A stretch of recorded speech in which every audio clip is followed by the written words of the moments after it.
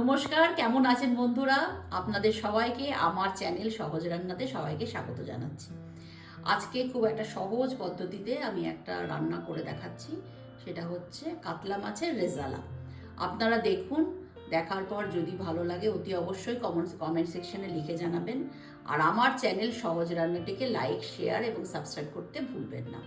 তাহলে শুরু করা যাক আজকের রান্না, কাতলা মাছের রেজালা। তো কাতলা মাছের রেজালার জন্য কি কি লাগছে সেটা আমি একবার বলে দিচ্ছি। তো প্রথমেই আমি নিয়ে নিয়েছি কাতলা মাছ। কাতলা মাছের পেটি গাদা মিশিয়ে আপনি করতে পারেন।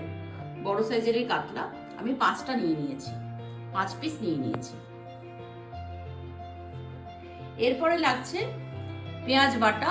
পেঁয়াজ বাটা লাগবে 4 চামচ মতো, আদা বাটা 1 চামচ, রসুন বাটা লাগছে 1 চামচ, ফোড়নের জন্য লাগছে গোটা গরম মশলা আর একটা শুকনো লঙ্কা, দই লাগছে 2 চামচ, গোটা জিরে ফোড়নের জন্য 1/2 চামচ,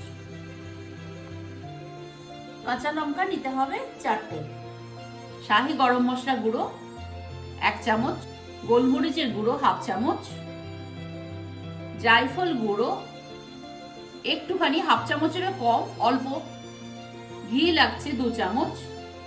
আর রেজালার একটা স্পেশাল সাদা মশলা, সেটা হচ্ছে 3 রকমের জিনিস দেওয়া আছে। 2 চামচ চারমগজ বাটা, 1 চামচ পোস্ত বাটা আর 5-6টা কাজু আমি একসাথে পিষে দিয়েছি। এটা হচ্ছে রেজালার স্পেশাল মশলা। নুন লাগবে স্বাদ অনুযায়ী, চিনি লাগবে অল্প, আর রান্নাটা পুরো সাদা তেলে হবে। কেওড়া ওয়াটার খুব অল্প 1 চামচ মতন লাগবে। মাছটাতে প্রথমে আমি একটু নুন মাখিয়ে নিচ্ছি মাছগুলোতে। হলুদ এখানে চলবে না, কারণ এটা কাতলা মাছের রেজালা, এখানে হলুদ পড়ে না। শুধু নুন দিয়ে মাছগুলোকে মাখিয়ে নিচ্ছি, দিয়ে একটু ম্যারিনেট করে রেখে দেবো। তারপরে কড়াটা গরম হয়ে গেছে, এখানে আমি সাদা তেল দিচ্ছি। 3 চামচ মতন সাদা তেল দেবো। সাদা তেলে রান্নাটা হবে। এবার মাছগুলোকে ভেজে দিচ্ছি। খুব হালকা করে মাছগুলো ভাজতে হবে, খুব বেশি কড়া করে ভাজে খারাপ হয়ে যায়, ভালো লাগে না খেতে। সেই জন্য এটা হালকা করে একটুখানি ভেজে নেব মাছগুলোকে। আমি উল্টে দিলাম সব মাছগুলোকে।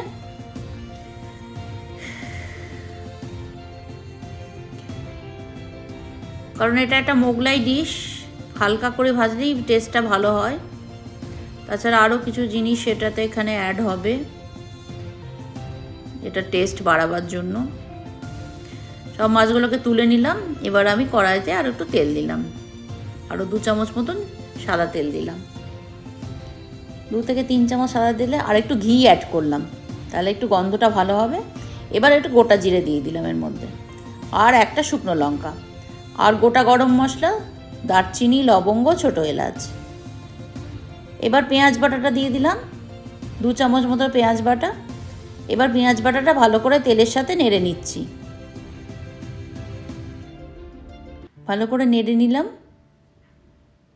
মশলাটা আবার একটু ভাজা ভাজা হয়ে গেল, ভালো একটা সুন্দর গন্ধ বেরিয়েছে। এইবার আমি এর মধ্যে অ্যাড করলাম ধীরে ধীরে মশলাগুলো। একটু রসুন বাটা দিলাম 1/2 চামচ মতো, 1/2 চামচ আদা বাটা। এবার ভালো করে মশলাগুলো কষিয়ে নিচ্ছি।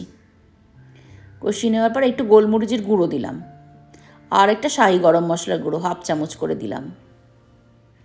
এর ভালো করে মশলাটা নাড়িয়ে নিলাম। আর একটু জায়ফল গুঁড়ো, খুব সামান্য, এটা সুগন্ধের জন্য একটু জায়ফল গুঁড়ো দিলাম।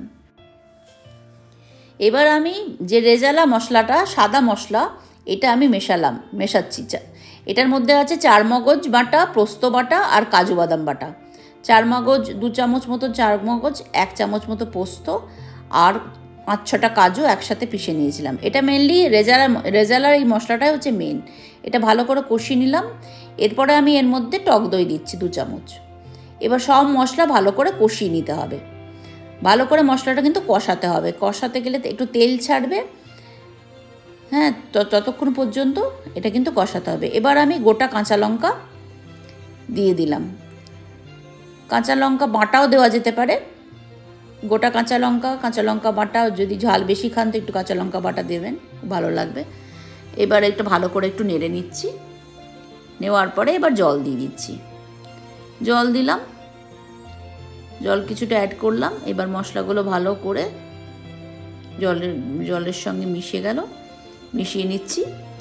মিশিয়ে নেওয়ার পরে আমি এরপরে একটু নুন দিলাম, অল্প করে, নুনের পরিমাণ মতো, আর অল্প চিনি। মিষ্টিটাও নিজের আন্দাজ মতো, তবে এটা এইগুলো একটু কাতলা মাছের রেজালাটা একটু মিষ্টি মিষ্টি ভালো লাগে। এরপরে ফুটে গেলে আমি মাছগুলো মিশিয়ে দিলাম। সব মাছগুলো মেশালাম ঝোলের মধ্যে। এবার এগুলোকে ভালো করে নাড়িয়ে আমি কিছুক্ষণের জন্য রেখে দেবো। 10 মিনিটের মধ্যে রেখে দিলাম। এবার ঢাকনাটা খুললাম, হয়ে এসছে, মাছগুলো সেদ্ধও হয়ে গেছে।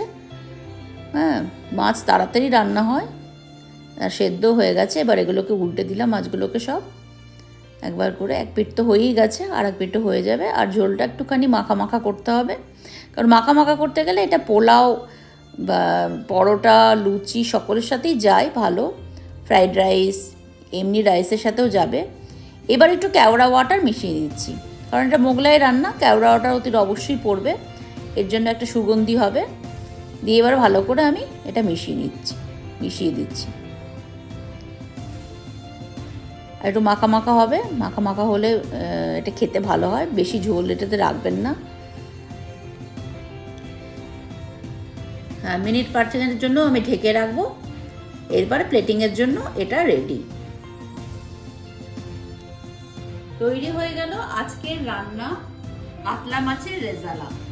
আপনারা বানানোর পরে অতি অবশ্যই আমার চ্যানেলে কমেন্ট সেকশনে লিখে জানান কেমন লাগলো। আর আমার চ্যানেল সহজ রান্না, এই চ্যানেলটিকে লাইক, শেয়ার এবং সাবস্ক্রাইব করতে ভুলবেন না। আপনারা বানান, খুব সহজ পদ্ধতিতে তৈরি হয়ে গেল আজকের রান্না, কাতলা মাছের রেজালা।